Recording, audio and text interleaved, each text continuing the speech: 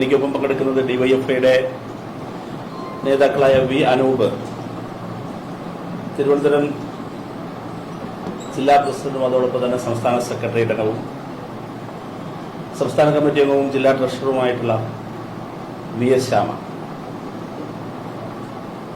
പ്രധാനമായും നിങ്ങളെ കാണണമെന്ന് ആഗ്രഹിച്ചത് ഇന്നലെ കേന്ദ്രമന്ത്രിസഭാ യോഗം നിർണായകമായ ഒരു തീരുമാനമെടുത്തത് നമ്മുടെ മുമ്പിലുണ്ട്.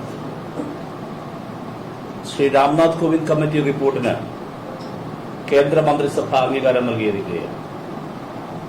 ഒരു രാജ്യം ഒരു തിരഞ്ഞെടുപ്പ് എന്ന ലക്ഷ്യത്തിലേക്ക് രാജ്യം നീങ്ങുകയാണ്. ഇത് RSS അജണ്ടയാണ്. ഒരു രാഷ്ട്രം, ഒരു ഭാഷ, ഒരു സംസ്കാരം എന്ന RSSന്റെ സ്വപ്നത്തിലേക്കുള്ള നിർണായക ചുവടുവയ്പ്പാണ്. ഇന്ത്യൻ ജനാധിപത്യ വ്യവസ്ഥയുടെ ചരമഗീതം എഴുതുകയാണ് ഈ തീരുമാനത്തിലൂടെ. പ്രസിഡൻഷ്യൽ ക്രമത്തിലേക്ക് നമ്മുടെ രാജ്യത്തിന്റെ ജനാധിപത്യ വ്യവസ്ഥയുടെ ചുവടുമാറ്റത്തിനാണ് നരേന്ദ്രമോദി സർക്കാർ ഇതിലൂടെ ലക്ഷ്യം വയ്ക്കുന്നത്. നിലവിലുള്ള ജനാധിപത്യ ക്രമത്തെ ഇല്ലാതാക്കുകയും ക്രമേണ ഒരു കേന്ദ്രീകൃത ഏകാധിപത്യ രാഷ്ട്രീയ സംവിധാനത്തെ പ്രതിഷ്ഠിക്കുന്നതിനുമായിട്ടാണ് BJP ഈ തീരുമാനത്തിലൂടെ ലക്ഷ്യം വയ്ക്കുന്നത്. ഇത് വളരെ കാലങ്ങൾക്ക് മുമ്പ് തന്നെ RSSന്റെ പ്രാഥമിക ഘട്ടത്തിൽ തന്നെ RSSന്റെ രാഷ്ട്രസങ്കല്പം ഞാൻ നേരത്തെ പറഞ്ഞതുപോലെ ഒരു രാഷ്ട്രം, ഒരു ഭാഷ, ഒരു സംസ്കാരം എന്ന നിലയിലായിരുന്നു. ഇപ്പോൾ ഏറ്റവും ശക്തനായ ഒരു നേതാവിന്റെ കീഴിൽ സംഘടിപ്പിക്കുന്ന ഒരു രാഷ്ട്രവും ഒരു സംഘടനയുമാണ് RSSന്റെ ലക്ഷ്യം. ഏറ്റവും ശക്തനായ ഒരു നേതാവ്, ആ നേതാവിന്റെ കീഴിൽ സംഘടിപ്പിക്കപ്പെടുന്ന ഏകശിലാത്മകമായ ഒരു രാഷ്ട്രം, ഏകശിലാത്മകമായ ഒരു സംഘടന. RSSന്റെ സംഘടനാ രീതിയെ നിങ്ങൾ നോക്കിയാൽ അത് മനസ്സിലാക്കാൻ കഴിയും. സർസംഘചാലകന് കീഴിലുള്ള ഏകശിലാത്മകമായ ഒരു സംഘടനാ സംവിധാനത്തെ നിങ്ങൾക്ക് RSSൽ കാണാൻ കഴിയും. ഏതാണ്ട് അതുപോലെ തന്നെയാണ് രാജ്യസങ്കല്പത്തെ സംബന്ധിച്ചും RSS മുന്നോട്ട് വെച്ചിട്ടുള്ള കാഴ്ചപ്പാട്. ഇവിടെ RSSന്റെ 100ാം വാർഷികത്തിലേക്ക് കടന്നു പോവുകയാണ്. അങ്ങനെ RSS രൂപീകരണത്തിന്റെ 100ാം വർഷത്തിലേക്ക് എത്തുമ്പോൾ RSSന്റെ പ്രധാനപ്പെട്ട ഒരു രാഷ്ട്രീയ ലക്ഷ്യം സ്ഥാപിച്ചെടുക്കാനുള്ള ജനാധിപത്യ വിരുദ്ധമായ ഒരു നീക്കമാണ് ഇവർ നടത്തുന്നത്. ജനാധിപത്യ വിരുദ്ധം എന്ന് ഞാൻ പറയുന്നത് ജനാധിപത്യ സങ്കല്പങ്ങൾക്ക് വിരുദ്ധമായ നീക്കം. ഇതിനെ ശക്തമായി എതിർക്കേണ്ടതുണ്ട് എന്നതാണ് ഡിവൈഎഫ്ഐയുടെ അഭിപ്രായം. തീർച്ചയായും നിരവധി രാഷ്ട്രീയ സംഘടനകൾ ഇതിനകം തന്നെ ഇതിനോട് ശക്തമായ അഭിപ്രായ വിയോജിപ്പ് കമ്മീഷൻ മുമ്പാകെ തന്നെ രേഖപ്പെടുത്തിയിട്ടുണ്ട്. ഇപ്പൊ ഡിവൈഎഫ്ഐ രാജ്യത്താകെ ഒരു രാജ്യം ഒരു തിരഞ്ഞെടുപ്പ് എന്ന നീക്കത്തിനെതിരെ അതിശക്തമായ പ്രചരണ പ്രവർത്തനങ്ങളും പ്രക്ഷോഭ പരിപാടികളും സംഘടിപ്പിക്കും. ഇടത് യുവജന വിദ്യാർത്ഥി സംഘടനകളുടെ ബൃഹത്തായ കൂട്ടായ്മ ഡിവൈഎഫ്ഐ രൂപീകരിക്കും. ഇതിനു പുറമെ ഞാൻ നേരത്തെ സൂചിപ്പിച്ചല്ലോ, വ്യത്യസ്ത രാഷ്ട്രീയ പാർട്ടികൾ ഇതിനകം തന്നെ ശക്തമായ അഭിപ്രായ വ്യത്യാസം ഇത് സംബന്ധിച്ച് രേഖപ്പെടുത്തിയിട്ടുണ്ട്. അതിന്റെ പശ്ചാത്തലത്തിൽ ഈ ജനാധിപത്യ പോരാട്ടത്തിൽ യോജിക്കാൻ കഴിയുന്ന എല്ലാ യുവജന വിദ്യാർത്ഥി സംഘടനകളോടും യോജിച്ചുകൊണ്ടുള്ള ബൃഹത്തായ പോരാട്ടത്തിന് ഡിവൈഎഫ്ഐ നേതൃത്വം നൽകാനാണ് തീരുമാനിച്ചിരിക്കുന്നത്. ഇത് വളരെ ശക്തമായി നമ്മൾ എതിർക്കപ്പെടേണ്ട ഒരു കാര്യമായിട്ടാണ് ഞങ്ങൾ കാണുന്നത്. ഡിവൈഎഫ്ഐ ഇത് സംബന്ധിച്ചുള്ള പ്രാഥമിക പ്രതികരണം നടത്താൻ വേണ്ടിയിട്ടാണ് നിങ്ങളുടെ മുമ്പിൽ ഇപ്പോൾ ഞാനിന്ന് കാണാനായിട്ട് വന്നത്. അപ്പോൾ വരും ദിവസങ്ങളിൽ ഇത് സംബന്ധിച്ച് കൂടുതൽ കാര്യങ്ങൾ നിങ്ങളോട് വിശദീകരിക്കാൻ വേണ്ടി ഞങ്ങൾ തയ്യാറാണ്.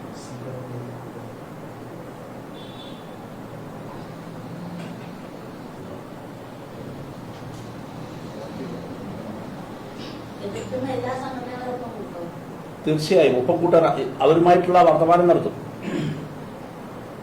അവരുമായിട്ടുള്ള വർത്തമാനം നടത്തി മുൻപോട്ട് പോകും. ഇതിന് വേറൊരു രാഷ്ട്രീയ പശ്ചാത്തലത്തിൽ കൂടി കാണേണ്ടതുണ്ട്. ഈ മോദിയുടെ മൂന്നാം ഗവൺമെന്റിന്റെ വരവിന് ശേഷം നമുക്കെല്ലാവർക്കും അറിയാവുന്നതുപോലെ നമ്മളെല്ലാവരും പലപ്പോഴും ചർച്ച ചെയ്തിട്ടുള്ളതാണ്, RSSും BJPയും തമ്മിൽ BJPക്കകത്ത് കടുത്ത അന്തഃഛിദ്രം രൂക്ഷമായി വരുന്നുണ്ട്. UP പൊളിറ്റിക്സിലെല്ലാം അത് വളരെ വിസിബിൾ ആയിരുന്നു. മൊത്തത്തിൽ തന്നെ അത് ദേശീയ തലത്തിൽ തന്നെ അത് നമുക്ക് ആ അവ്യക്തത കാണാൻ കഴിയും ഒരുപാട് കാര്യങ്ങൾ.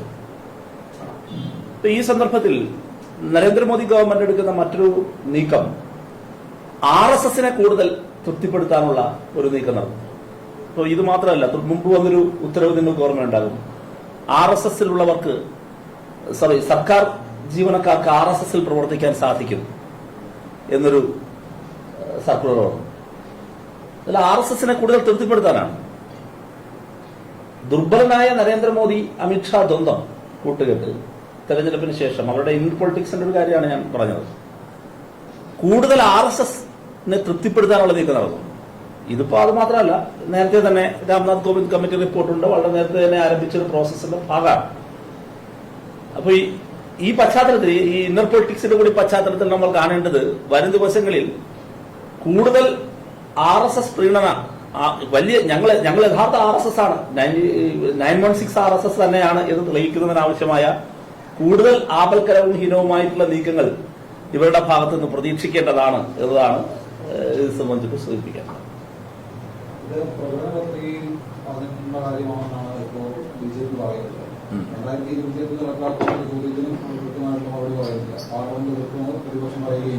അതെ, പ്രകടന പത്രികയിൽ പറഞ്ഞിട്ടുള്ള കാര്യമാണ്. അതാണ് ഞാൻ പറഞ്ഞത്. പ്രകടന പത്രികയിൽ എന്നല്ല, RSSന്റെ ജന്മദശയിൽ തന്നെ അവർ പറഞ്ഞ കാര്യമാണ്.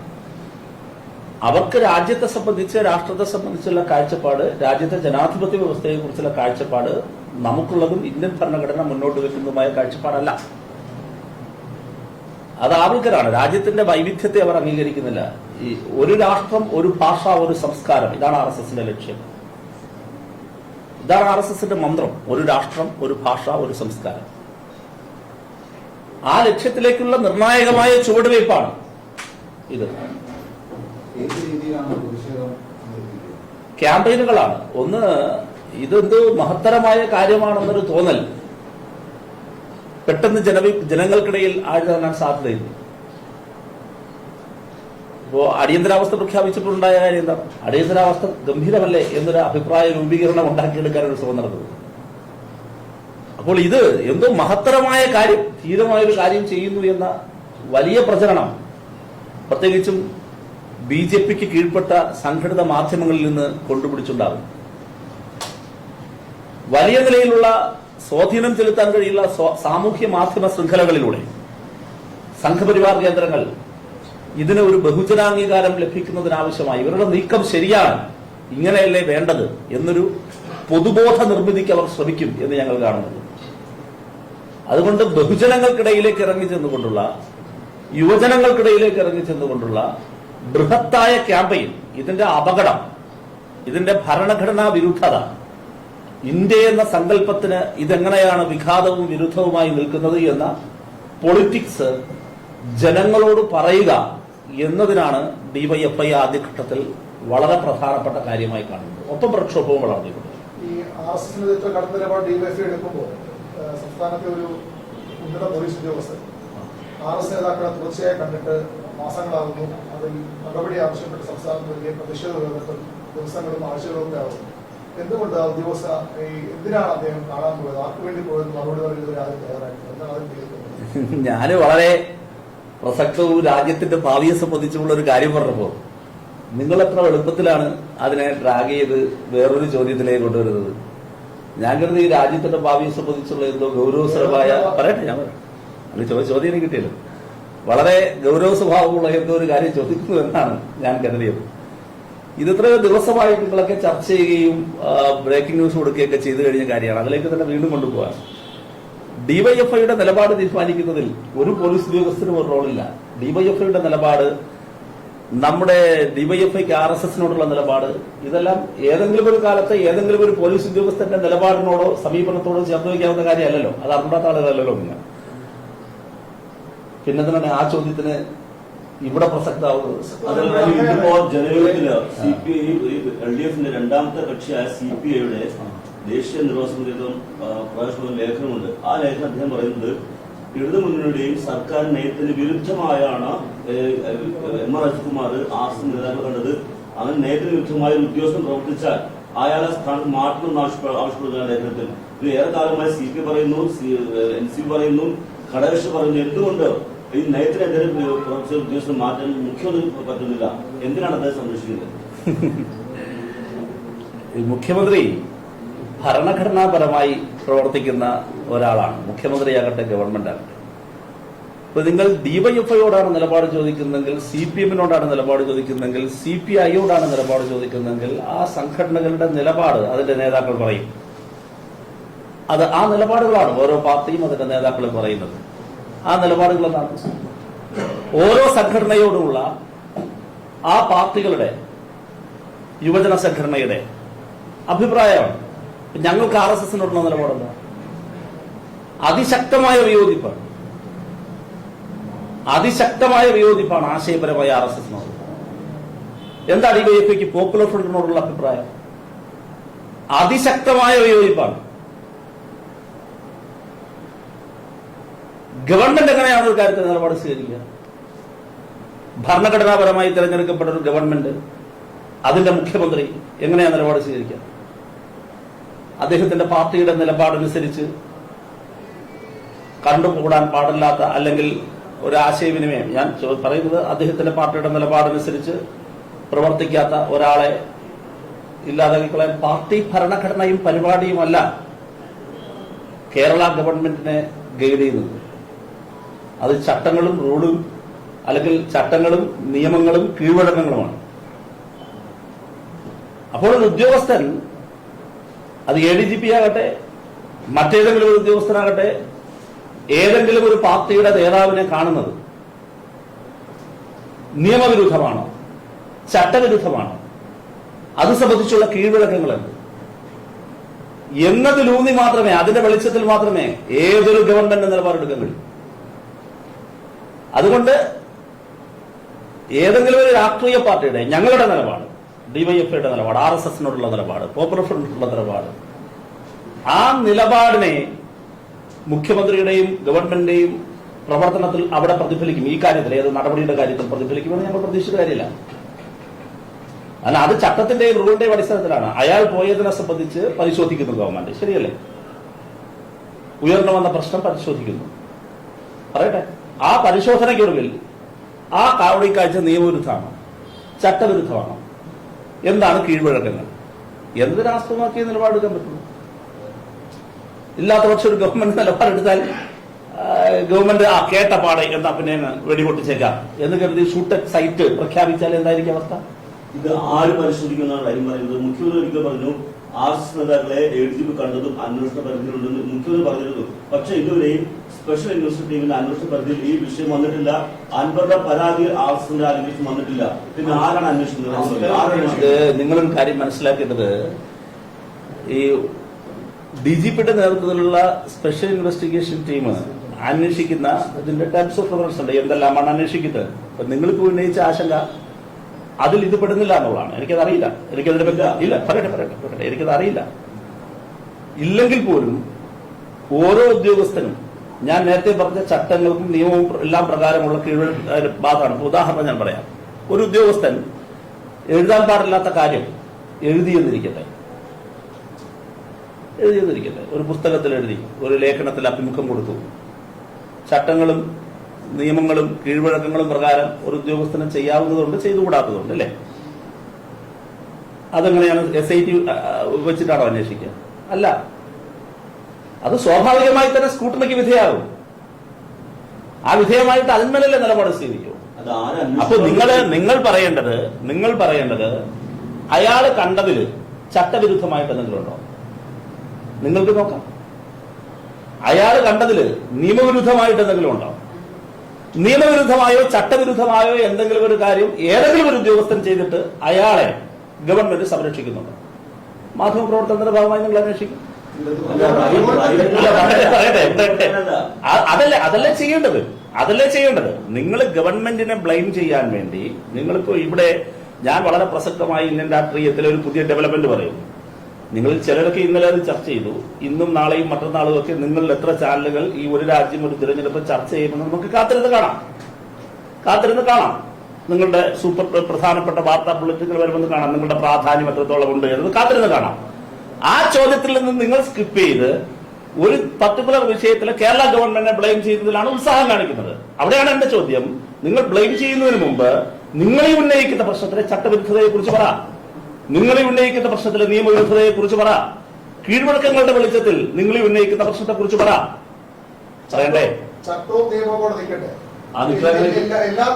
അപ്പൊ അതില്ലേ ഒരു കാര്യം, നിങ്ങളുടെ ചോദ്യം അവിടെ നിൽക്കട്ടെ.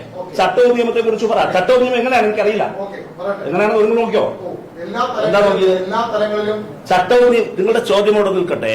ചട്ടവും നിയമവും ഇത് സംബന്ധിച്ച് എന്താണ് പറയുന്നത്? കോൺവെർസേഷനാണ്, എനിക്കറിയില്ല, ഞാൻ പഠിച്ചിട്ടുള്ളത്. എന്താ നിങ്ങൾ ഫോളോ ചെയ്യുന്ന ആളുകളാണല്ലോ മാധ്യമപ്രവർത്തകർ. അത് അനുശാസിക്കുന്നുണ്ടോ? അത് തെറ്റാണോ? എന്താണ് അത് സംബന്ധിച്ച് പറയുന്ന കാര്യം? കീഴ്വഴക്കങ്ങൾ എന്താണ്?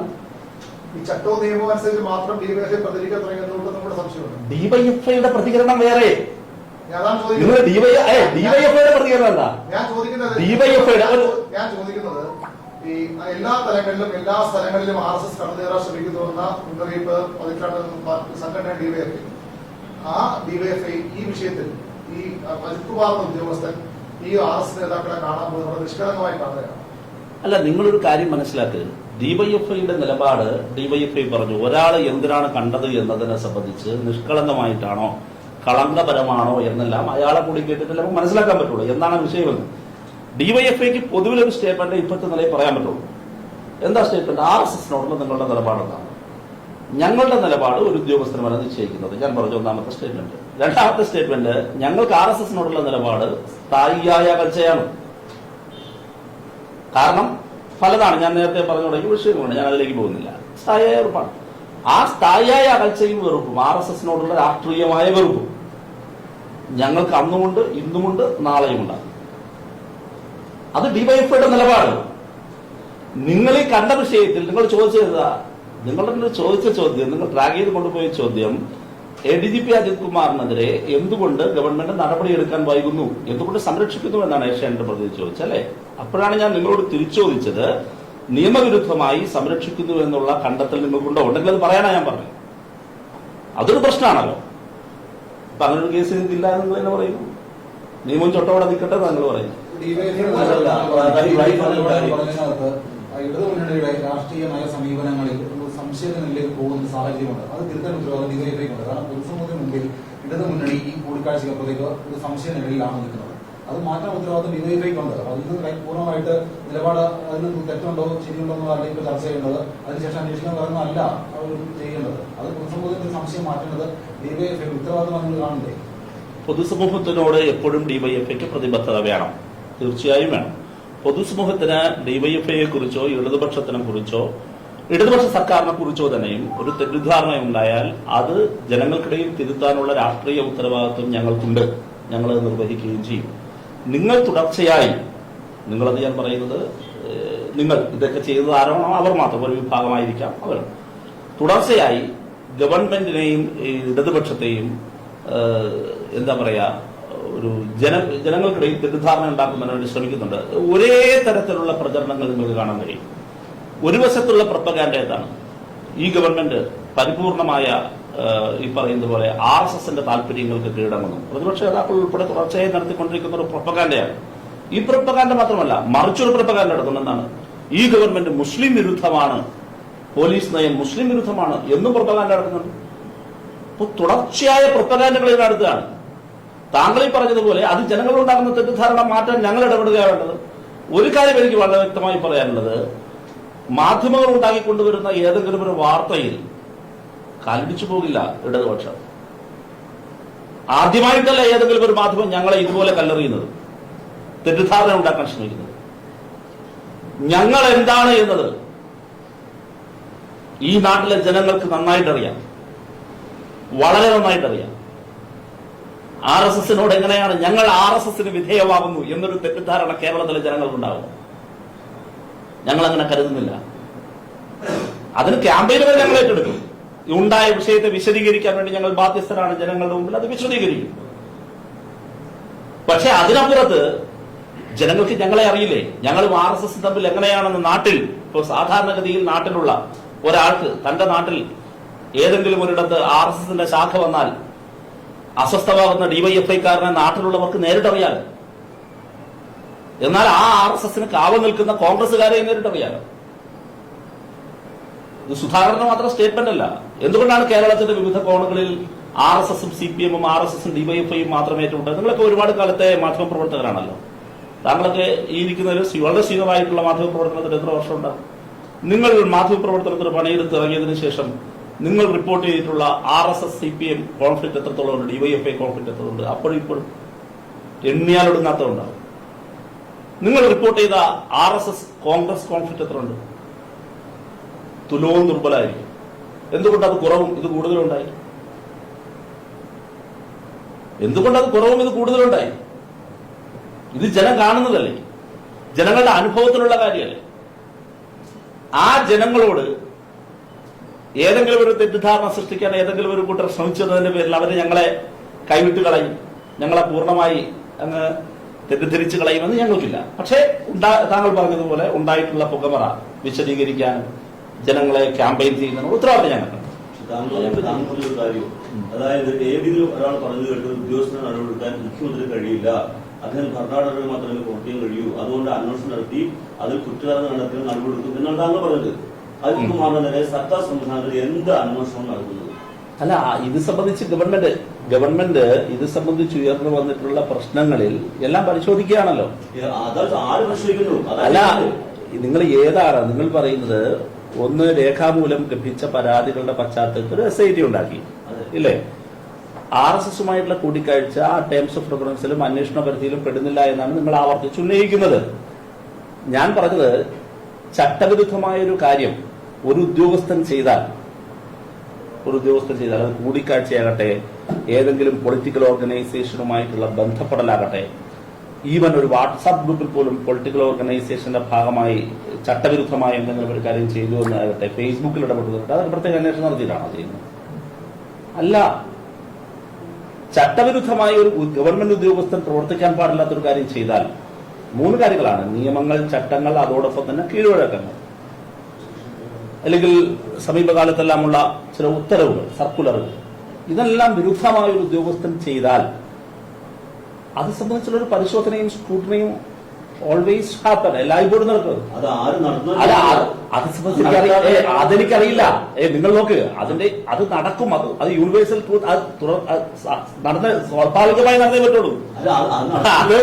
അല്ല, ഒരു മിനിറ്റ് പറയട്ടെ. അത് നടക്കുന്നില്ല എന്ന് നിങ്ങൾക്ക് ഉറപ്പുണ്ടാവും? എനിക്കറിയില്ല. അത് അങ്ങ് കേൾക്കൂ. നിങ്ങൾ അറിയാത്ത കാര്യത്തിൽ ചോദിച്ചേ. ഞാനൊരു കാര്യം അങ്ങനെ പറയരുത്, അത് പറയരുത്. ഇതിന്റെ ഈ പറയുന്ന അന്വേഷണ വഴിയിലെ ഏതെല്ലാം കാര്യങ്ങളാണ് ഈ പറയുന്ന കാര്യത്തെക്കുറിച്ച് ഗവൺമെന്റ് പൊതുവിൽ അന്വേഷിക്കും എന്ന് ഞാൻ പറയുന്നു. അതിപ്പോ SIT അന്വേഷിക്കുന്ന കാര്യങ്ങളെ സംബന്ധിച്ച് നമ്മുടെ മുമ്പിലുണ്ട്. എന്തൊക്കെയാണ് എന്നുള്ളത് ഗവൺമെന്റ് തന്നെ പുറത്തുവിട്ടിട്ടുണ്ട്. നമ്മുടെ മുമ്പിൽ നിങ്ങൾ തന്നെ ചർച്ച ആയിട്ടുണ്ട്. ഒക്കെ ഉണ്ട്. അതിന്റെ പരിധിയിൽ ഇത് പെടുന്നില്ല എന്നുള്ളതാണ് നിങ്ങൾ പറയുന്നത്. ഇത് അതല്ലേ അൻവറിന്റെ പരാതിയില്ല ഈ വിഷയം. അതേനെ, ഇത് അതിനുശേഷം ഉയർന്നു വന്നൊരു കാര്യമാണല്ലോ. അത് അന്വേഷിക്കട്ടേനെ. അത് അന്വേഷിക്കുകയോ കുറ്റകരമായ എന്തെങ്കിലും കാര്യമുണ്ടെങ്കിൽ നടപടി എടുക്കട്ടെ എന്ന് ഞാൻ പറയുന്നു. ഞാൻ നിങ്ങളുടെ തിരിച്ചൊരു കാര്യം ആവർത്തിച്ച് ചോദിക്കുകയല്ലേ. നിങ്ങൾ ഈ വാർത്ത നിരന്തരമായി ഫോളോ ചെയ്യുന്നവരെന്ന നിലയിൽ ഇതിന്റെ ചട്ടവിരുദ്ധതയും നിയമവിരുദ്ധതയും ഇതാണ്, X ആണ്, Y ആണ്, A ആണ്, B ആണ് എന്ന് നിങ്ങൾ പറയൂ. അത് പറഞ്ഞുകൊണ്ട് ചട്ടവിരുദ്ധമായി ഇന്ന കാര്യങ്ങൾ ചെയ്ത, ഇന്ന ചട്ടങ്ങൾ ലംഘിച്ച, ഇന്ന തെറ്റു ചെയ്ത ഒരാളെ മുഖ്യമന്ത്രി അകാരണമായി സംരക്ഷിക്കുന്നു എന്ന് നിങ്ങൾ പറയൂ.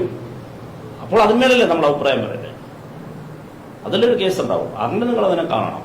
പക്ഷെ RSSനെതിരെ കടുത്ത നിലപാടെടുക്കുന്ന DYFI അതുമായി ബന്ധപ്പെട്ട ഉദ്യോഗസ്ഥൻ സർക്കാർ നയത്തിന് വിരുദ്ധമായി പ്രവർത്തിക്കുമ്പോൾ എന്തുകൊണ്ട് അദ്ദേഹത്തെ മാറ്റത്തിന് ആവശ്യപ്പെടുന്നില്ല? എന്തുകൊണ്ട് അങ്ങനെ ഗവൺമെന്റ് ഒരു കാര്യം ചെയ്യും. ആണല്ലോ. അങ്ങ് ഒരു കാര്യം മനസ്സിലാക്കണം. ഇപ്പൊ ഈ ഗവൺമെന്റിന്റെ ഭാഗത്ത് DYFIക്ക് ഈ ഗവൺമെന്റിൽ 100% വിശ്വാസമുണ്ട്. ഏഷ്യാനെറ്റ് വിശ്വാസമില്ല എങ്കിൽ ഏഷ്യാനെറ്റ് ആവശ്യപ്പെട്ടു.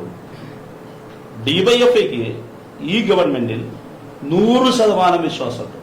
കാരണം ഈ ഗവൺമെന്റിന്റെ RSSകാർ ഉൾപ്പെട്ട ഏതെങ്കിലും ഒരു കേസ് എഴുത്തലെ ഗവൺമെന്റ് അല്ല ഉമ്മൻചാണ്ടിയെ പോലെ.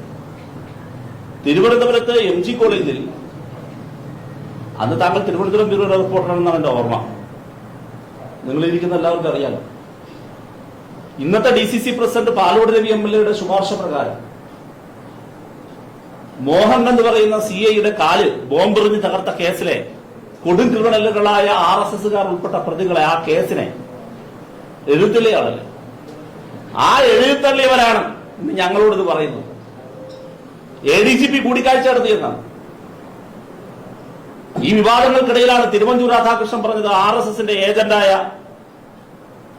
ഇവിടത്തെ ഗവർണർ പോകരുത്, മഹാരഥനായ മനുഷ്യനാണ്, രാജീവ് ഗാന്ധിയേക്കാൾ ഇന്ദിരാഗാന്ധിയേക്കാൾ വേണ്ടി വന്നാൽ മഹാത്മാഗാന്ധിയേക്കാൾ മഹാരഥനാണ്, കേരളം വിട്ടു പോകരുത്, അയ്യോ ഒച്ച പോവല്ലേ എന്ന് പറഞ്ഞത്.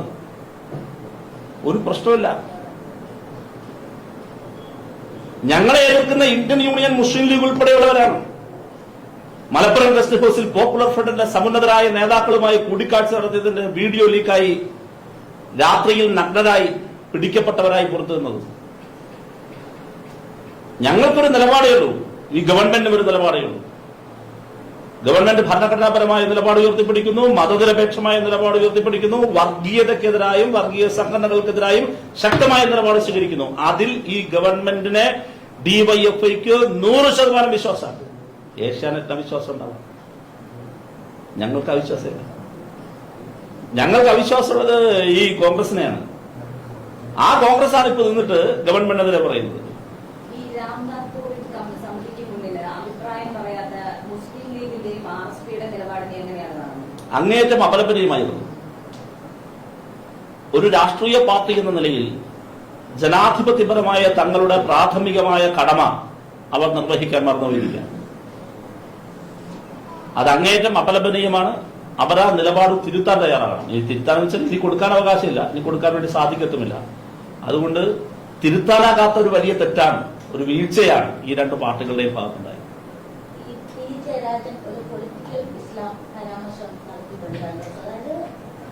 യുവാക്കൾ ബൾക്കായിട്ട് പൊളിറ്റിക്കൽ ഇസ്ലാം ആശയത്തിലേക്ക് യുവാക്കളെ ബാധിക്കുന്ന വിഷയമാണ്. താങ്കൾ പറഞ്ഞത് ആവർത്തിക്കട്ടെ. യുവാക്കൾ ബൾക്കായി പൊളിറ്റിക്കൽ ഇസ്ലാമിലേക്ക് പോകുന്നു എന്നാണോ ഇന്ദിരാജൻ പറഞ്ഞത്?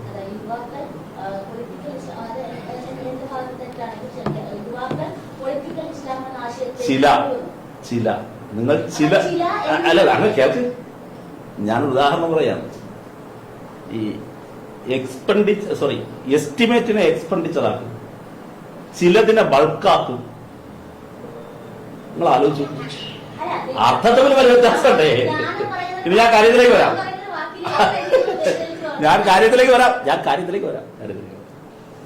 ചില ആളുകള് തീവ്രവാദ നിലപാടുകളിലേക്ക് പോകാറുണ്ട്. ചില ആളുകൾ പോകാറുണ്ട്. അത് വ്യത്യസ്ത രാഷ്ട്രീയ സാഹചര്യങ്ങളിൽ ചില ആളുകളെ വ്യത്യസ്ത തീവ്രവാദ സംഘടനകൾക്ക് ആകർഷിക്കാൻ കഴിയുന്നുണ്ട്. ചില ആളുകളാണ്, എണ്ണത്തിൽ കുറവാണ്. അവരല്ല ഒരു മതത്തിലും എണ്ണത്തിൽ കൂടുതൽ. അത് എല്ലാ മതവിഭാഗങ്ങളിൽ നിന്നും, വിവിധ മതവിഭാഗങ്ങളിൽ നിന്ന് അങ്ങനെ ആകർഷിക്കാനുള്ള നിലപാടുകൾ സ്വീകരിക്കുന്നുണ്ട്. അത്തരം നിലപാടുകൾക്കെതിരെ മതനിരപേക്ഷത ഉയർത്തിപ്പിടിച്ച് അതിശക്തമായ ക്യാമ്പയിനുകൾ നമ്മളെല്ലാവരും ഏറ്റെടുക്കേണ്ടതുണ്ട്. ഞങ്ങളെല്ലാം ഏറ്റെടുക്കുന്ന അത്തരം നിലപാടുകൾ.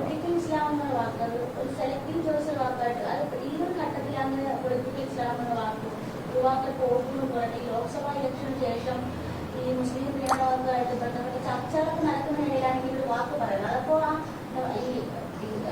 യുവാക്കളെ ബാധിക്കുന്ന ഒരു വിഷയം അതിൽ DYFI ഇങ്ങനത്തെ ഒരു നിലപാടാണ്, അല്ലെങ്കിൽ അത് ശ്രദ്ധയിൽപ്പെടട്ടെ, അങ്ങനെ ഒരു നിലപാടാണോ പറയുന്നത്? അങ്ങനെയല്ല. അത് ശ്രദ്ധിക്കേണ്ടത്, നിങ്ങൾ പറഞ്ഞ രണ്ട് വസ്തുതാവിരുദ്ധമായ തെറ്റുകളുണ്ട്. ഒന്നെന്ന് പറയുന്നത് പൊളിറ്റിക്കൽ ഇസ്ലാം എന്നത് ഇപ്പോൾ മാത്രം ഉയർന്നു വരുന്നൊരു വേടല്ല, ഒരു പ്രയോഗമല്ല.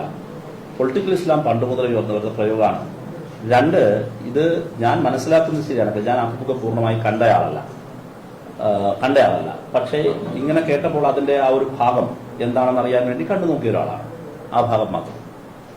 അദ്ദേഹം എഴുതിയൊരു പുസ്തകത്തെ ആസ്പദമാക്കി അദ്ദേഹം പരാമർശിക്കുന്ന ഭാഗമെന്നാണ് ഞാൻ കരുതുന്നത്. ഞാൻ പറയുന്നത് ഫാക്ച്വൽ ആണെങ്കിൽ ഞാൻ തിരുത്താം. അപ്പൊ ആ പുസ്തകം ഇപ്പോഴുണ്ടായ കാര്യമല്ല, മുൻപ് കേരളത്തിലുണ്ടായിട്ടുള്ള ചില സംഭവങ്ങളെയും പൊതുവിലുള്ള കാര്യങ്ങളെയും ചൂണ്ടിക്കാണിച്ചുകൊണ്ടുള്ള അദ്ദേഹത്തിന്റെ എഴുത്താണ്. ആ പുസ്തകത്തിന്റെ സമഗ്രതയിൽ വന്നാലല്ലേ പുസ്തകം മൊത്തത്തിൽ വായിച്ചാലേ അത് മനസ്സിലാക്കാൻ പറ്റുള്ളൂ. ഉപയോഗിക്കേണ്ട എന്തെങ്കിലും ഉണ്ടോ എന്ന് അറിയേണ്ടത്. പൊതുവിലുള്ള നിലപാടാണ്. അതിനെ നിങ്ങൾ ഈ പറഞ്ഞതുപോലുള്ള ഒരു നരേഷൻ ബിൽഡപ്പ് ചെയ്യാൻ ചില കൂട്ടർ ശ്രമിക്കുന്നുണ്ട്. ഞാൻ നേരത്തെ പറഞ്ഞതിന്റെ ബാക്കിയാണ്. ഒരു വശത്തെ പ്രചരണം എന്താ, ഈ ഗവൺമെന്റും ഈ പാർട്ടിയും RSSന് വിധേയമായിരിക്കും. മറുവശത്ത് എന്താണ്, RSSനെ തൃപ്തിപ്പെടുത്താൻ മുസ്ലിം ജനവിഭാഗത്തെ തീവ്രവാദികളായി ചിത്രീകരിക്കുന്നു, മുസ്ലിം വിരുദ്ധാണ്. ഞാൻ അല്പം നേരത്തെ പറഞ്ഞില്ലേ, അതിന്റെ ഏറ്റവും വലിയ ഉദാഹരണമാണ്. ഇത് രണ്ടും ഇടതുപക്ഷത്തെ ദുർബലമാക്കുന്നതിനുള്ള സംഘടിതായ നീക്കമാണ്. ഇടതുപക്ഷത്തെ ദുർബലമാക്കുന്നതിന് ഇടതുപക്ഷത്തിന് വ്യത്യസ്ത മതവിഭാഗങ്ങൾക്ക് ജനങ്ങൾക്കിടയിൽ ഉയർന്നു വരുന്ന വലിയ പിന്തുണയും ആ പിന്തുണയുടെ തെളിവാണ് ഇടതുപക്ഷത്തിന്റെ കേരളത്തിലെ തുടർഭരണം. അതിനെ ഇല്ലാതാക്കുന്നതിന് വേണ്ടി നടത്തുന്ന സംഘടിതമായ പ്രൊപ്പഗാൻഡ എന്നാണ് ഈ ഗവൺമെന്റ് RSSന് വിടുപണി ചെയ്യുന്നതാണ് എന്ന് ന്യൂനപക്ഷങ്ങൾക്കിടയിൽ പ്രചരിപ്പിക്കുക, എന്നിട്ട് തിരിച്ചു പ്രചരിപ്പിക്കുന്നു. ഈ ഗവൺമെന്റ് മുസ്ലിം പക്ഷപാത ഗവൺമെന്റാണ് എന്ന് മറുവശത്തും പ്രചരിപ്പിക്കുന്നു. അപ്പൊ ഈ രണ്ടു തരത്തിലുള്ള പ്രചരണവും വ്യത്യസ്ത മതവിഭാഗങ്ങൾക്കിടയിൽ വളരെ സംഘടിതമായി പ്രചരിപ്പിക്കാനുള്ള നീക്കമാണ്. ഇതിലിപ്പോ ബിൽഡപ്പ് ചെയ്യാൻ ശ്രമിക്കുന്ന ഒരു വികാരം ആദ്യം പറഞ്ഞതിന്റെ തുടർച്ചയാണ്. ഈ പി ജയരാജന്റെ സ്റ്റേറ്റ്മെന്റിന്റെ പശ്ചാത്തലത്തിൽ ഉയർത്തിക്കൊണ്ടുവരാൻ ശ്രമിക്കുന്ന കാര്യം. ഞാൻ അത് സംബന്ധിച്ച് നമ്മുടെ ഒരു ഭാഗമാണ് ഞാൻ പറഞ്ഞത്. വ്യത്യസ്ത മതവിഭാഗങ്ങളിൽ നിന്ന് ചെറുപ്പക്കാരെ തീവ്രവാദ ആശയങ്ങളിലേക്ക് ക്ഷണിക്കുന്നതിന് ശ്രമം നടക്കാറുണ്ട്. പക്ഷെ ആ ശ്രമമൊന്നും പൊതുവിൽ വിജയിച്ചിട്ടില്ല. കേരളത്തിൽ വളരെ തുലോതുച്ഛമായ എണ്ണമാണ് അവർക്ക് ആകർഷിക്കാൻ കഴിഞ്ഞുള്ളത്, ഏത് മതവിഭാഗത്തിൽ നിന്നായാലും. മഹാഭൂരിപക്ഷം അങ്ങനെയല്ല. അപ്പൊ മഹാഭൂരിപക്ഷത്തിൽ വിശ്വാസം അർപ്പിക്കുകയും എന്നാൽ ഇത്തരം പ്രവണതകളെ തുറന്നെതിർക്കുകയും ചെയ്ത് മുമ്പോട്ട് പോവുകയാണ് ചെയ്യുന്നത്.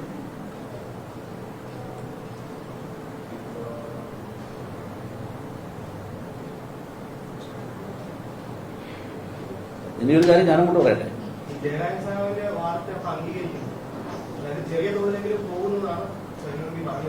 ജയരാജ സഖാവിനെ കുറിച്ച് നിങ്ങൾ പറഞ്ഞ വാർത്തയെ അംഗീകരിക്കാൻ എനിക്കിപ്പോ തൽക്കാലം പറ്റില്ല. അത് നിങ്ങൾ പറഞ്ഞ വാർത്ത, നിങ്ങൾ പ്രസിദ്ധീകരിച്ച വാർത്തയും അദ്ദേഹത്തിന്റെ ഇന്റർവ്യൂവും തമ്മിൽ പശ്ചാത്തലത്തിൽ നിന്ന് ഒരുപാട് വ്യത്യാസമുണ്ട്. വ്യത്യാസപ്പെടുന്ന വെച്ചാൽ അദ്ദേഹത്തിന്റെ ഒരു പുസ്തകത്തെ സംബന്ധിച്ച് പരാമർശിച്ചു പോകുന്ന പൊതുവിലുള്ള കാര്യമാണ്. ആ കാര്യത്തിൽ പുള്ളി പറയാൻ ശ്രമിക്കുന്നത്, ഞാൻ ആ ഇന്റർവ്യൂവിന്റെ ഭാഗം കണ്ടപ്പോൾ എനിക്ക് തോന്നിയൊരു കാര്യം, വളരെ കുറച്ചാളുകൾ എന്നാണ് ആ ഇന്റർവ്യൂ ആ ഭാഗത്ത് ഞാൻ കേട്ടൊരു കാര്യം, ഇങ്ങനെ പോകാൻ ശ്രമിച്ചിട്ടുണ്ട്, പോകുന്നുണ്ട്. അത് ഉൾപ്പെടെ ഗൗരവമായി കാണണമെന്നാണ് അയാൾ പറയുന്നത്. അല്ലാതെ എന്തോ ആപൽക്കരമായ ഒരു കാര്യം പറഞ്ഞതായി ഇപ്പോഴത്തെ നിലയിൽ എനിക്ക് തോന്നുന്നില്ല. ഇനി ഇതോട് അനുബന്ധിച്ച് തന്നെയാണ് വേറൊരു കാര്യം ഞാൻ തോന്നുന്നത്. ഈ എക്സ്പെൻസിനെ എക്സ്പെൻഡിച്ചറിനെ എക്സ്പെൻസ് ആക്കിയിട്ട് നിങ്ങൾ കാണിച്ച ഈ, ഞാൻ ആ വാക്ക് എന്റെ നിലവിലുള്ള പറയട്ടെ ഏതാണ് പൊളിറ്റിക്കൽ ഇസ്ലാം? പൊളിറ്റിക്കൽ ഇസ്ലാം എന്നതിനെ രാഷ്ട്രീയ ഇസ്ലാം എന്ന് പറയുന്നതിനെ CPIM DYFIയും വളരെ കൃത്യമായ ലൈൻ എന്താണ്? രാഷ്ട്രീയത്തിൽ മതം ഇടപെടരുത് എന്നുള്ളതാണ്. മതം ഒരാളുടെ വ്യക്തിപരമായ നിലപാടാണ്, അല്ലേ? രാഷ്ട്രവ്യവഹാരങ്ങളിൽ മതം ഇടപെടരുത്. പൊളിറ്റിക്കൽ ഇസ്ലാം രാഷ്ട്രവ്യവഹാരങ്ങളിൽ മതം ഇടപെടുന്ന കൺസെപ്റ്റാണ്. അതുതന്നെയാണ് നമ്മളിപ്പോ പറയലോ ഹിന്ദുത്വ വർഗീയത. ആ ഹിന്ദുത്വ വർഗീയത എന്ന് പറയുന്നതും പൊളിറ്റിക്കൽ ഇസ്ലാമും ഒരേ നാണയത്തിന്റെ രണ്ടു വശങ്ങളാണ്. ഒരു മതനിരപേക്ഷ രാഷ്ട്രത്തിന്റെ രാഷ്ട്രവ്യവഹാരങ്ങളിൽ എങ്ങനെയാണ് മതം ഇടപെടുക? അതിപ്പോഴല്ല, എല്ലാ കാലവും ഞങ്ങൾ തുറന്നു നിർത്തിയിട്ടുണ്ട്. എല്ലാ കാലവും ഞങ്ങൾ ശക്തമായ എത്രയോ, എല്ലാ കാലത്തും. അതിൽ എന്താ അപേക്ഷ? അങ്ങനെ ഞങ്ങൾ ഏറ്റുമുട്ടുന്നത് കൊണ്ടാണല്ലോ ഞാൻ നേരത്തെ പറഞ്ഞത് ആവർത്തിക്കുന്നു. ഇപ്പുറത്ത് പോപ്പുലർ ഫ്രണ്ടും കോൺഗ്രസും തമ്മിൽ ഏറ്റുമുട്ടി എത്ര പേർ മരിച്ചിട്ടുണ്ട്, എത്ര സംഭവങ്ങൾ ഉണ്ടായിട്ടുണ്ട്, നിങ്ങൾ എത്ര റിപ്പോർട്ട് ചെയ്തിട്ടുണ്ട്? ഞങ്ങളല്ലേ അതിനെതിരെ ചെറുത്തിരിക്കുന്നത്. രാഷ്ട്രവ്യവഹാരങ്ങളുടെ മാർഗരേഖയാകേണ്ടത് ഭരണഘടനയാണ്. അതാണ് ഞങ്ങളുടെ നിലപാട്. ആ ഭരണഘടനാ സംരക്ഷണത്തിന് എല്ലാ മതവിഭാഗങ്ങളിൽപ്പെട്ടവരും ഒരുമിച്ചൊന്നായി പൊരുതുകയാണ് വേണ്ടത്. അതാണ് രാജ്യം ആവശ്യപ്പെടുന്നത്. അതാണ് ഞങ്ങൾ ചെയ്യുന്നത്. അത് ഈ ചോദ്യത്തിനുള്ള മറുപടിയാണ്. പക്ഷേ ആ പറഞ്ഞ കാര്യത്തിൽ കോൺടെക്സ്റ്റിൽ നിന്ന് മാറ്റി പറഞ്ഞു എന്നാണ് എന്റെ പ്രാഥമികമായ ധാരണ. ഞാൻ ആ മുഴുവൻ ഇന്റർവ്യൂ കണ്ടില്ല, അതുകൊണ്ടാണ് അങ്ങനെ പറയുന്നത്. ഞാൻ പറഞ്ഞു വന്ന കാര്യം, ഈ എക്സ്പെൻസിനെ എക്സ്പെൻഡിച്ചറായിട്ടെല്ലാം മാറ്റി ഈ ഒരു വളരെ മോശപ്പെട്ട മാധ്യമ സംസ്കാരം എന്തിനാണ് കേരളത്തിലെ മാധ്യമങ്ങൾ ഉയർത്തിപ്പിടിക്കുന്നത്? കേരളം ഒറ്റക്കെട്ടായി വലിയ നിലയിലുള്ള പോരാട്ടമാണ് എല്ലാ കാര്യങ്ങളിലും നടത്തിക്കൊണ്ടിരിക്കുന്നത്. പല കാര്യങ്ങളുണ്ട്. അതിലൊന്ന് വയനാട് പോലൊരു ദുരന്തഘട്ടത്തിൽ അത് അങ്ങേയറ്റം തെറ്റായിപ്പോയി. ഞാനത് ആദ്യമേ പറയാതിരുന്നത് ഡിവൈഎഫ്ഐയുടെ സംസ്ഥാന സെക്രട്ടറിയും പ്രസിഡന്റും വളരെ ശക്തമായ ഭാഷയിൽ ഇന്നലെ അത് പറയുകയും പ്രതികരിക്കുകയും ചെയ്തുകൊണ്ടാണ്. പക്ഷേ എങ്കിലും കോൺടെക്ച്വലി ഇന്നിപ്പോ കൂടിക്കാഴ്ച കണ്ടിട്ട് നിങ്ങൾ ഈ മാധ്യമം വാർത്താസമ്മേളനം നടത്തിയിട്ട് അത് പറയാതെ പോകുന്ന അപ്രമേയമായതുകൊണ്ട് ഞാൻ അവസാനമായി കൂട്ടിച്ചേർക്കാണ്. കേരളത്തിലെ മാധ്യമങ്ങൾ, നിങ്ങൾക്ക് പരിമിതികളുണ്ട് കേട്ടോ, എന്റെ മുമ്പിലേക്ക് ഞാൻ നിങ്ങളോട് പറയുന്നില്ല, കടുത്ത കിടമത്സരത്തിലാണ്. ഒന്ന്, ഒരു കടുത്ത മാർക്സിസ്റ്റ് വിരുദ്ധതയുടെയും സർക്കാർ വിരുദ്ധ കണ്ടന്റുകൾ, വാർത്തകൾ ഉത്പാദിപ്പിക്കാനുള്ള ഒരു ഗൂഢാലോചന ഇതിന്റെ പിന്നിലുണ്ട്. അത് വിശദീകരിച്ച് കഴിഞ്ഞ കാര്യമാണ്. വയനാട് ദുരിതാശ്വാസ നിധി ആദ്യമേ തന്നെ പൊളിഞ്ഞു പോകട്ടെ എന്ന് കരുതിയിരുന്നവർ, അത് പ്രചരിപ്പിച്ചവർ ഒരുപാട് പേരുണ്ട്. പക്ഷേ ജനമെല്ലാം അത് ഏറ്റെടുത്തു. വലിയ പിന്തുണയുണ്ടായി. പതിവില്ലാത്ത വിധം പ്രതിപക്ഷവും ഭരണപക്ഷവും ഇക്കാര്യത്തിൽ യുനാനിമസായി കാര്യങ്ങൾ നീക്കിപ്പോകുന്ന ഒരു പ്രൊഡക്റ്റീവായ അന്തരീക്ഷം ഉണ്ടായി. അപ്പൊ അതിനെ പോസിറ്റീവായിട്ട് മാധ്യമങ്ങൾ കാണുന്നതിന് പകരം വസ്തുതാപരമല്ലാത്ത വാർത്തകൾ പ്രക്ഷേപണം ചെയ്യും. വസ്തുതകൾക്ക് വേണ്ടി കാത്തു നിൽക്കുന്നേയില്ല. അതിന് ഈ ഗൂഢാലോചനയുടെ ഭാഗമുണ്ട്. കടുത്ത കിടമത്സരമാണ് നിങ്ങളെ നിർബന്ധിക്കുന്നത്. ഇപ്പോ ഞാൻ കഴിഞ്ഞ കാലത്ത് ശ്രദ്ധിക്കുകയായിരുന്നു. ഇപ്പൊ പണ്ട് രണ്ട് മോശപ്പെട്ട കുറ്റകരമായ പദപ്രയോഗങ്ങൾ, പൊതുവുള്ള പദപ്രയോഗങ്ങൾ നമ്മുടെ നാട്ടിലുണ്ടല്ലോ. ഒന്ന് ഈ പൊട്ടിക്കൽ എന്ന് പറയുന്ന ഒരു പദമുണ്ടല്ലോ, പൊട്ടിക്കൽ. രണ്ടു തരം പൊട്ടിക്കലായിരുന്നു പൊതുവിൽ കേരളത്തിലുണ്ടായിരുന്നത്. ഇപ്പൊ മൂന്നാമതൊരു പൊട്ടിക്കൽ കൂടി ഉണ്ടായിട്ടുണ്ടോ. ഒരു പൊട്ടിക്കൽ എന്ന് പറയുന്നത് സ്വർണം പൊട്ടിക്കലാണ്. കള്ളക്കടത്ത് സംഘം സ്വർണം കൊണ്ട് പോകുമ്പോൾ ലക്ഷ്യസ്ഥാനത്തേക്ക് എത്തുന്നതിന് മുമ്പ് വേറൊരു സംഘം വന്നിട്ട് അത് പൊട്ടിച്ചുകൊണ്ട് പോവാം, തട്ടിയെടുക്കുക. വേറൊരു തരം പൊട്ടിക്കൽ ഈ ഹവാലാപ്പണമാണ്. ഹവാലാപ്പണം കൊണ്ടുപോവുക, ലക്ഷ്യസ്ഥാനത്തേക്ക് എത്തുന്നതിന് മുമ്പ് വേറൊരു സംഘം വന്ന് പൊട്ടിക്കുക. ഇപ്പൊ വാർത്താ പൊട്ടിക്കൽ സംഘമുണ്ട്. നാളെ രാവിലെ 9 മണിക്ക് ഞങ്ങൾ ബ്രേക്ക് ചെയ്യും എന്ന് പറഞ്ഞിട്ട് ബ്രേക്കിംഗ് അനൗൺസ് ചെയ്യും. ലക്ഷ്യസ്ഥാനത്ത് എത്തിക്കുന്നതിന് മുമ്പ് വേറൊരു സംഘം ചാടി വീണത് പൊട്ടിക്കുന്നു. വാർത്താ പൊട്ടിക്കൽ സംഘം.